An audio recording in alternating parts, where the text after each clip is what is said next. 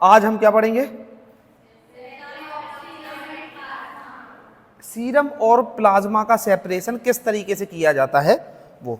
अभी तक आप लोग खूब सुनते आए हो, सीरम प्लाज्मा ब्लड में प्रेजेंट होता है, ये सीरम होता है, ये प्लाज्मा होता है। बेसिकली इनमें डिफरेंस क्या होता है, सीरम क्या होता है, प्लाज्मा क्या होता है, इसका सेपरेशन यानी इसको अलग कैसे किया जाता है ब्लड, सीरम का क्या रोल होता है, प्लाज्मा का क्या रोल होता है, किस तरीके से उनको यूटिलाइज किया जाता है, उन बेसिकली उन दोनों में डिफरेंस क्या होता है, इन सब चीज़ों के बारे में पढ़ेंगे ताकि आपको ये क्लियर हो जाए कि सीरम और प्लाज्मा एक्चुअल में है क्या। ठीक है, तो ये महत्वपूर्ण टॉपिक है, ध्यान देना। आप लोगों के सामने दो कंडीशंस बनेगी। कैसी कंडीशन बनेगी? जब भी किसी पेशेंट का जब आप सैंपल कलेक्ट कर रहे होगे तो आप देखोगे कि आपने किसी ट्यूब में उस सैंपल को ले लिया है। ठीक है, सैंपल जब बाहर आता है बॉडी से, ब्लड जब बाहर आता है बॉडी से, तो वो क्या हो जाता है? क्लॉट हो जाता है। वो क्लॉट कब नहीं होगा? जब उसमें किसी भी तरीके का कोई एंटीकोगुलेंट मिलाया जाएगा, तो वो क्लॉट नहीं होगा। इस कंडीशन में हमारे सामने एक चीज आएगी कि जब उसमें एंटीकोगुलेंट मिला है तो उस ब्लड से सीरम अलग नहीं होगा, क्योंकि वो ब्लड क्लॉट नहीं हो रहा है। लेकिन हमारे पास तब भी ईडीटीए ट्यूब में रखे हुए ब्लड में आप देखोगे कि एक पीला पदार्थ ऊपर आ जाएगा और जो हार्ड पार्टिकल्स है वो नीचे बैठ जाएंगे, वो होता है प्लाज्मा। समझ आई बात? आपको पता है कि ईडीटीए ब्लड में, ईडीटीए ट्यूब में ब्लड जब रहेगा तो वो क्लॉट नहीं होगा, क्योंकि उसमें एंटीकोगुलेंट है। लेकिन फिर भी आप देखोगे 1-2 घंटे अगर आप ईडीटीए वायल को स्टैंडिंग पोजीशन में रख दोगे तो उसमें कुछ सेपरेशन ऊपर आ जाएगा ऑटोमेटिक, वो प्लाज्मा होता है। सीरम कब अलग होगा? सीरम तभी अलग होगा जब वो ब्लड क्लॉट होगा। क्लॉटिंग की प्रोसेस के पश्चात ही आपका सीरम जो है वो अलग होके बाहर आएगा। अब हम समझते हैं एक्चुअल चीजें। नेक्स्ट करो बेटा। देखो, दो चीजें हैं, सीरम और प्लाज्मा। ये जो इधर वाला है ये प्लाज्मा है और ये इधर वाला है ये सीरम है। जब ब्लड क्लॉट हो जा रहा है और जो ऊपर जो सेपरेट होकर जो मटेरियल आ रहा है वो क्या है? आपका सीरम है। और जो ये ब्लड क्लॉट नहीं हो रहा है इसकी आरबीसी नीचे बैठ जा रही है, बीच में डब्ल्यूबीसी प्लेटलेट्स है और उसके ऊपर जो तत्व आ जा रहा है वो प्लाज्मा है। जैसे हम जब ब्लड पढ़ते हैं ना तो ब्लड में बोलते हैं ना कि ब्लड दो चीजों से मिलकर बना हुआ होता है, एक चीजें होता है प्लाज्मा और एक होती है सेल्स, सेल्स में फिर आरबीसी डब्ल्यूबीसी प्लेटलेट्स होती हैं। तो जब हमारे पास पूरा होल ब्लड रखा हुआ है तो इसमें ये चारों चीजें आ जाएंगी ना। ये आरबीसी है, देखो क्वांटिटी से भी समझ आ रहा है, आरबीसी की मात्रा ज्यादा होती है, फिर उसके बाद डब्ल्यूबीसी प्लेटलेट्स की मात्रा, प्लाज्मा की मात्रा सबसे ज्यादा होती है। ये जो यहां पे ये जो जमा हुआ है ये सब मिक्स है, ये क्लॉटेड ब्लड है, ये क्लॉटेड ब्लड है, वो इसके लिए सेपरेट होकर हमारे पास आ जाता है सीरम, जिसका उपयोग किया जाता है टेस्टिंग के लिए। तो अगर हम देखें कि सीरम और प्लाज्मा में क्या समानता है, तो सीरम और प्लाज्मा दोनों समान हैं, बस प्लाज्मा में क्लॉटिंग फैक्टर्स माइनस हो जाते हैं। प्लाज्मा में कोई भी क्लॉटिंग फैक्टर नहीं होता, यानी वो ब्लड क्लॉट नहीं होता। नेक्स्ट करो बेटा, समझो प्लाज्मा क्या है। Plasma, plasma is a straw coloured clear liquid part of blood. ये स्ट्रो जैसे कलर्ड का होता है, हल्का सा पीला colour. It contains 91 to 92% of water. इसमें 91 से 92% तो पानी होता है और 8 से 9% क्या होते हैं? सॉलिड्स होते हैं, यानी हार्ड पार्टिकल्स होते हैं। Then the solid are organic और इनऑर्गेनिक। वाटर जो है उससे तो हमें कोई मतलब नहीं है, लेकिन जो हमारे पास उसमें हार्ड पार्टिकल्स आए हैं, जो ये सॉलिड्स आए हैं, तो बोले सॉलिड्स भी के भी टाइप आ गए। सॉलिड्स भी दो प्रकार के हैं, वो कौन कौन से? ऑर्गेनिक और इनऑर्गेनिक। फिर plasma differs from serum as plasma contains fibrinogen and anticoagulant. जब प्लाज्मा से फाइब्रिनोजन हट जाता है तो वो सीरम बन जाता है। प्लाज्मा क्या कंटेन करता है? फाइब्रिनोजन। फाइब्रिनोजन एक प्रोटीन होता है जो ब्लड में प्रेजेंट होता है। जैसे ही उससे फाइब्रिनोजन जब ब्लड क्लॉट होता है तो फाइब्रिनोजन फाइब्रिन में कन्वर्ट हो जाता है और एंटीकोगुलेंट जब मिक्स होते हैं तो फिर फाइब्रिनोजन हट जाता है, प्रोटीन फाइब्रिनोजन प्रोटीन हट जाता है और ब्लड क्या बन जाता है, सीरम बन जाता है और वो क्लॉट हो जाता है।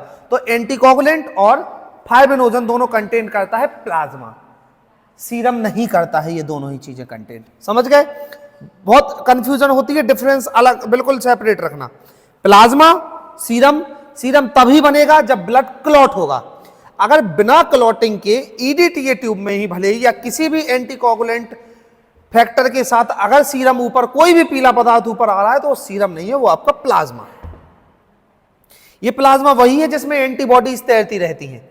जब ब्लड ग्रुप्स वगैरह पढ़ा रहा था मैं, तो मैं बताया था कि एंटीजन जो होते हैं वो आरबीसी की सरफेस पे प्रेजेंट होते हैं और एंटीबॉडीज जो होती हैं वो ऐसे चाय की पत्ती की तरह तैरती रहती है, किसमें? प्लाज्मा में। समझ आई बात? नेक्स्ट करो बेटा। फिर प्लाज्मा में जो सॉलिड होते हैं वो कितने होते हैं? 8 to 9%। कौन कौन से होते हैं? Organic, inorganic. Water 91 to 92%। कुछ गैसेस भी होती हैं, कौन कौन सी? ऑक्सीजन, कार्बन डाइऑक्साइड और नाइट्रोजन होती है। नेक्स्ट करो। ऑर्गेनिक सब्सटेंस कौन कौन से होते हैं? जो 8 से 9% जो ऑर्गेनिक सब्सटेंसेस हैं वो कौन कौन से, उनको देखो। प्लाज्मा प्रोटीन है, प्लाज्मा प्रोटीन है, ऑर्गेनिक सब्सटेंसेस है जिसके 3 टाइप होते हैं, एल्ब्यूमिन, ग्लोब्यूलिन और फाइब्रिनोजन। ये 3 तरीके के प्लाज्मा प्रोटीन प्रेजेंट होते हैं जो ऑर्गेनिक सब। इसके बाद अमीनो एसिड भी होते हैं। अमीनो एसिड जो होते हैं एसेंशियल और नॉन एसेंशियल दोनों टाइप के होते हैं। फिर आती है बात, कार्बोहाइड्रेट भी प्रेजेंट होता है। कार्बोहाइड्रेट के रूप में क्या प्रेजेंट होता है? ग्लूकोज प्रेजेंट होता है। फिर फैट्स भी प्रेजेंट होता है। फैट्स में ट्राइग्लिसराइड, कोलेस्ट्रॉल और फॉस्फोलिपिड्स, ये क्या प्रेजेंट होते हैं? फैट्स प्रेजेंट होते हैं। और भी कुछ होते हैं प्रेजेंट। नेक्स्ट करो बेटा। हो गया। एंजाइम्स, एंजाइम्स प्रेजेंट होते हैं। एंजाइम में कौन कौन से एंजाइम प्रेजेंट होते हैं? Amylase, carbonic anhydrase, acid phosphate, alkaline phosphate, lipase और ट्रांसमाइनेज जो होती हैं ये प्रेजेंट होती हैं। और नॉन प्रोटीन नाइट्रोजनस सब्सटेंसेस भी प्रेजेंट होते हैं जिसमें अमोनिया, केराटिन, केराटिनिन, हाइपोएक्सेथाइन, यूरिया और यूरिक एसिड, ये सब नॉन प्रोटीन नाइट्रोजीनियस सब्सटेंसेस होते हैं। इसके बाद इंटरनल सेक्रीशन भी होता है, तो इसमें हार्मोन्स भी होते हैं। ये 8 से 9% पूरे भाग बता रहा। ऑर्गेनिक और भी इनऑर्गेनिक भी आएंगे।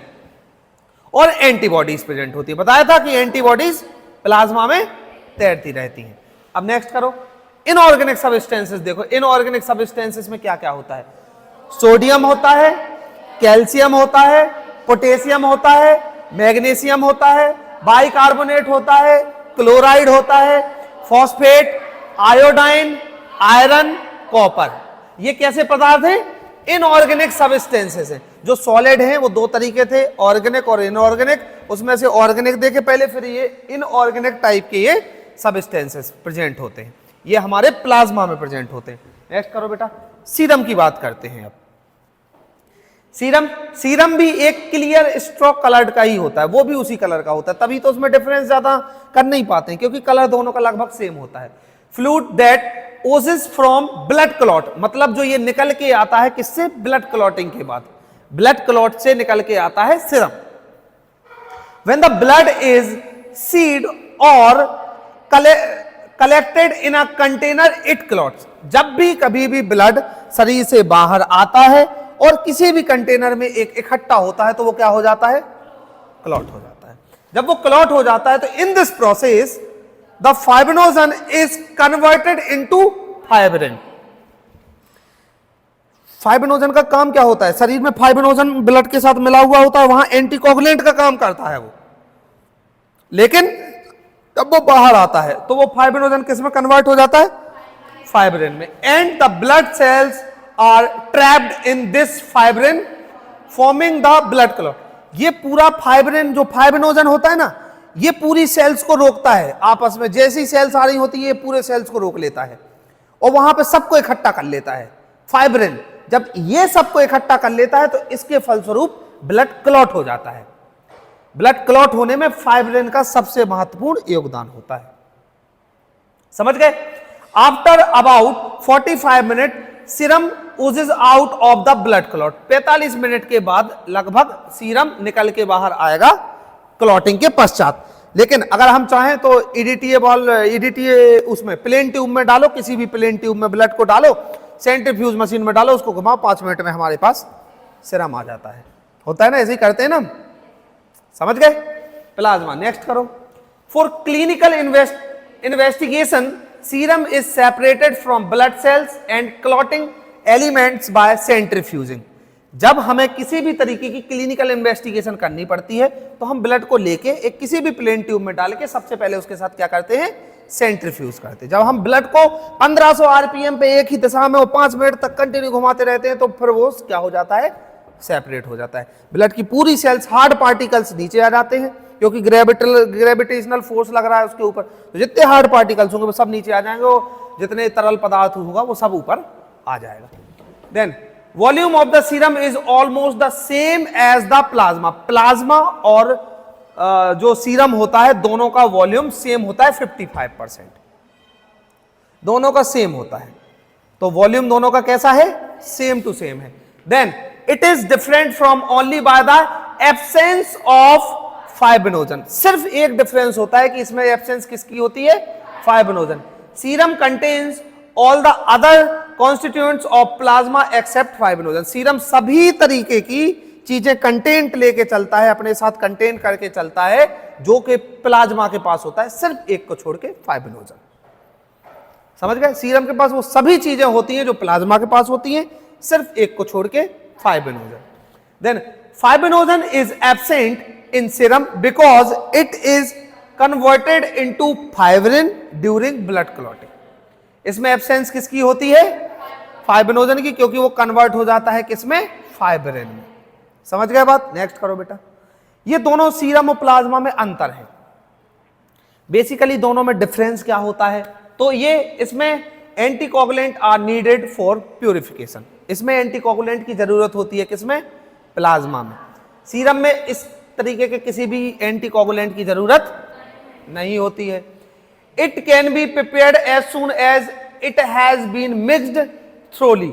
देखो प्लाज्मा अगर हमें जैसे जरूरत पड़ेगा, जैसे सीरम और प्लाज्मा है, इसके लिए सीरम के लिए ब्लड का क्लॉट होना जरूरी है। अगर ब्लड क्लॉट नहीं होगा तो फिर हम सीरम नहीं निकाल सकते हैं। लेकिन प्लाज्मा बिना क्लॉट किए हुए भी आप उसको सिर्फ रख दो और प्लाज्मा जो होगा वो ऑटोमेटिक ऊपर आता जाएगा।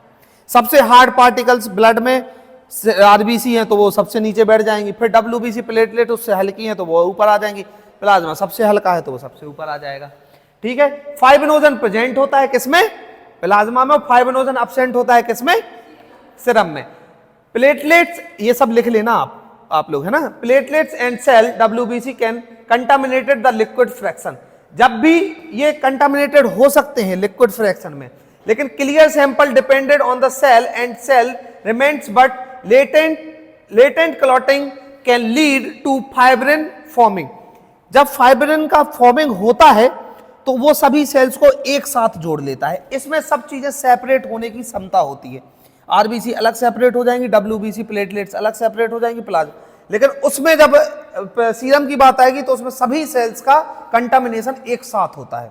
सभी सेल्स का जो इकट्ठा होना होता है वो सब एक साथ होती है, उनमें हम कभी भी डिफरेंस नहीं कर सकते। क्लॉटेड ब्लड को हम किसी भी तरीके से किसी भी चीज में यूज नहीं कर सकते। समझ गए आप लोग।